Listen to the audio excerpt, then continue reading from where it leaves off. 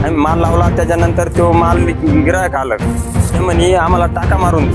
टाका मारायला मी कमी कमी 10 फळांना टाका मारला, एक पण फळ सफेद त्याच्या मनाजोगं निघत नाही. तो पूर्ण माल परत गाडीत भरला आणि घरी आणला आणि आता गायांना चालू आहे, जनावरांना कापून घालतो.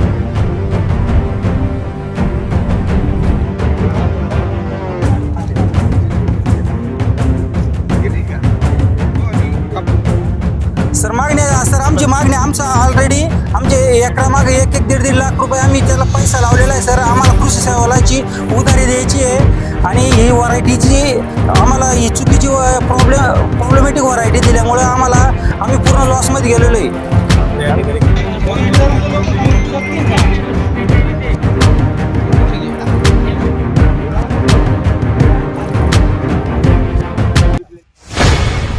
कोपरगाव तालुक्यातील जवळगी शिवारात शेतकऱ्यांच्या आयुष्याला हादरवणारी आणि मन हेलावून टाकणारी घटना समोर आली आहे.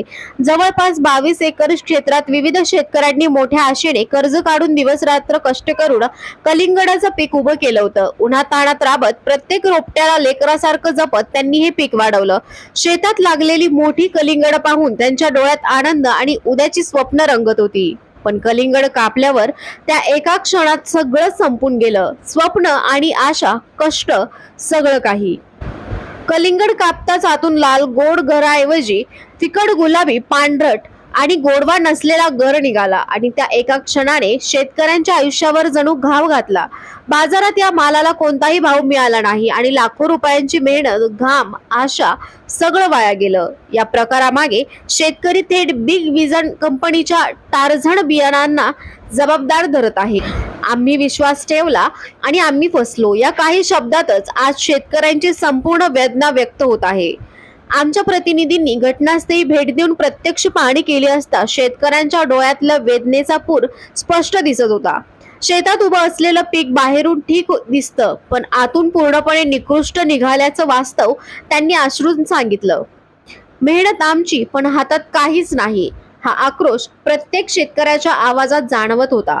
कंपनीचा प्रतिनिधी शेतकऱ्यांच्या बांधावर आला खरा, मात्र त्या वेदनेशी जोडून घेण्याऐवजी तो फक्त कंपनीचं समर्थन करताना दिसला. शेतकऱ्यांच्या जखमेवर मलम लावण्याऐवजी त्यांच्या प्रश्नांना टाळण्याचा प्रयत्न होत असल्याचं चित्र पाहायला मिळालं. एकीकडे युद्धजन्य परिस्थितीमुळे खतांचा तुटवडा, वाढती महागाई, अवकाळी पावसाचं संकट आणि आता बियाणांची ही फसवणूक, या सगळ्यांनी शेतकऱ्याला पूर्णपणे कोलमडून टाकला आहे. आज तो फक्त आर्थिकच नाही तर मानसिक दृष्ट्याही खचला आहे. कष्ट शेतकऱ्यांचे, नुकसान शेतकऱ्यांचं, मग जबाबदारी नेमकी कोणाची? याबाबत प्रशासन शेतकऱ्यांच्या मदतीसाठी उभं राहणार का? शेतकऱ्याला न्याय मिळणार का? सदरची कंपनी दोषी आढळल्यास तिच्यावर कठोर कारवाई होणार का? आणि या होरपळलेल्या शेतकऱ्याला नुकसान भरपाई मिळणार का? असे एक ना अनेक प्रश्न आज शेतकऱ्यांच्या डोळ्यातील अश्रूंमध्येच उत्तर शोधत आहेत. प्रतिनिधी हाफिज शेख, कोपरगाव. आणि कोणतं बियाणं तुम्ही इथं लावलं होतं आणि काय नेमकी या परिस्थितीमध्ये किंवा 1 ते 2 शेतकऱ्यांसाठी काय अडचणी आल्या नेमकं या? सर आम्ही इथं 15 ते 20 शेतकरी आहे आणि सगळ्यांनी आम्ही बिग विजन कंपनीचं टारझन ही व्हरायटी लावलेली कलिंगडची.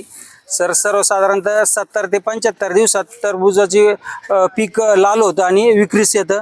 परंतु हे पीक ही व्हरायटी लावल्यानंतर याला कलरच आलेला नाही आणि शुगर उतरलेली नाही. त्याची म्हणजे त्याचे दिवस पूर्ण होऊन पण त्याचे कलर आलेला नाही, साईज कलर आलेला नाही आणि शुगर उतरलेली नाही. त्याच्यामुळं व्यापारी त्याला घेत नाही. सर किती गुंठे तुमची जमतात, किती एकरामध्ये? सर इथं हा प्लॉट 1 एकराचा आहे, तिकडं तो प्लॉट 1.5 एकराचा आहे. म्हणजे असे भरपूर शेतकरी आम्ही. शेतकऱ्यांच्या बाबतीत सर हे 15 ते 20 शेतकरी इथं आम्ही आता सध्या उपस्थित आहे. अजून बाकीच्यांचा हिशोब वेगळा आहे. सर अच्छा, आणि कुठून घेतलं तुम्ही बियाणं? सर आम्ही विश्व हायटेक मधून घेतलेलं आहे. हा सर ऍक्च्युली आम्हाला प्रॉब्लेम असा झाला, ज्यावेळेस व्यापारी हार्वेस्टिंगच्या वेळेस आम्ही व्यापारी बोलवतो त्यावेळेस टरबूज कोणतंही टरबूज कापून बघितल्यानंतर ते हिरवस कटिंग निघते त्याची आणि त्याच्यात शुगर उतरली नाही. त्याच्यामुळे व्यापारी आमचा माल घेऊन नाही राहिले. सर आणि ऑलरेडी आमचे 1-1.5 लाख रुपये आमचे एकरा मागे खर्च होऊन गेलेला आहे.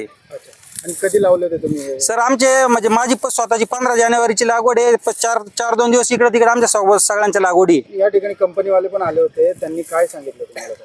सर कंपनीवाले आम्हाला काही ठोस माहिती सांगत नाही. ते घडीत मानते सीझन प्रॉब्लेम, घडीत मानते ते वेल लवकर जळाले असेल, घडीत मानते असं वेगवेगळं काहीतरी हे करायचं काम करते ते आम्हाला.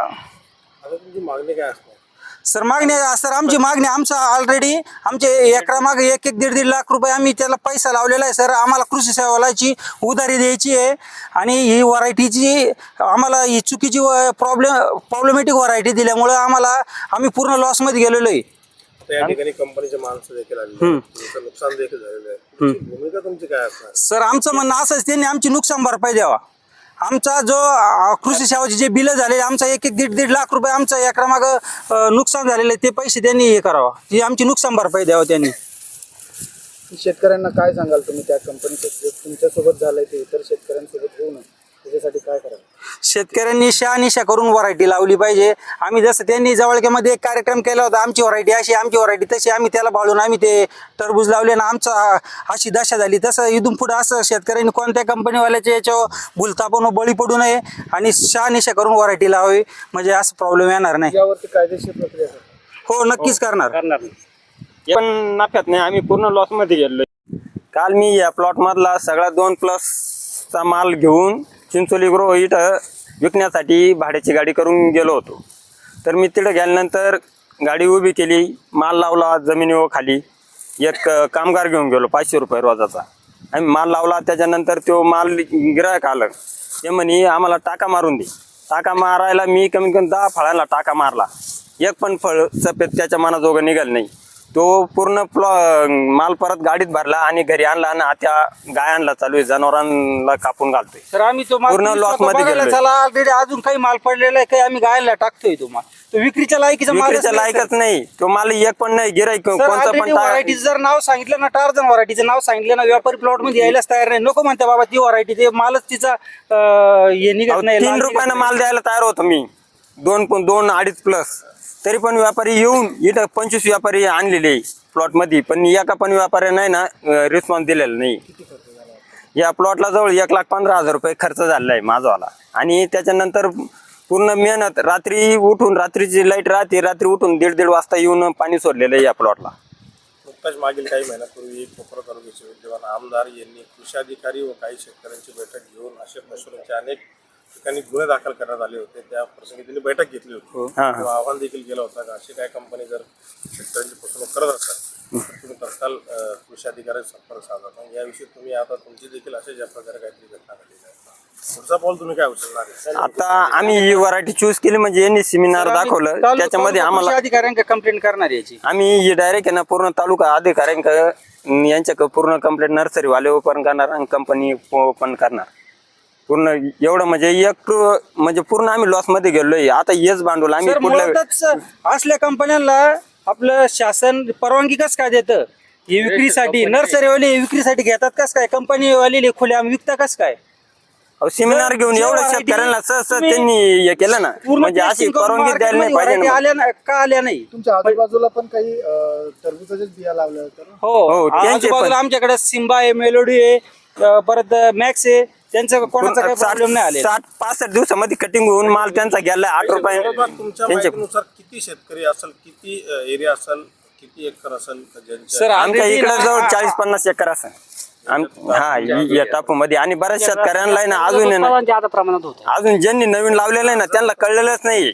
सर आम्हाला आहे ना, आम्ही आतापर्यंत सिम्बा मॅक्स या व्हरायटी करायचो, पण मागच्या वर्षी यांनी कार्यक्रम घेतला आणि त्या कार्यक्रमाचं त्यांनी ते आमची व्हरायटी अशी, आमची व्हरायटी तशी, ते बघून आम्ही ती ही व्हरायटी लावली. पण त्याच्यानंतर मग असा प्रॉब्लेम येईल आम्हाला माहितच नव्हतं ना. आणि वर्षापासून तुम्ही सर 10 वर्षापासून कमीत कमी 10-5 काही 5 वर्षापासून, काही 10 वर्षापासून, काही नवीन सुद्धा सुरुवात केली. असे पण शेतकरी सर ज्यांनी कधी लावलेलं नाही त्यांची परत अपेक्षा सुद्धा होणार नाही का कलिंगड लावा म्हणून, अशी परिस्थिती सर. 10 वर्षापासून तुम्ही टरबूज पहिल्यांदा तुम्हाला असा प्रश्न?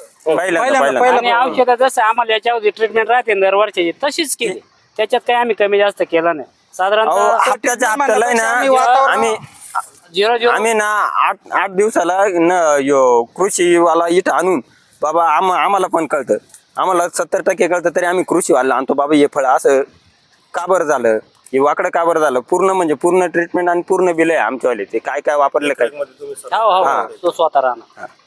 तो स्वतः येणार. आम्ही पण ते 10 वर्षापासून करतो ना, आम्हाला 70% नॉलेज येतो आलं. तुम्ही याची रितसर तक्रार उद्या दाखल करा. हो हो, 100% करणार. सर. तुम्ही ज्यांच्याकडून घेतलंय त्याच्या रेटसर तुमच्याकडे दिला आहे? आहे, हो आहे, बिल आहे. बिल आहे आम्ही रोपाची. ऑलरेडी दाखवलेलं सुद्धा आहे त्यांना आहे ना, बिल आहे ना बिल माझ्याकडे. दाखवा. हम्म.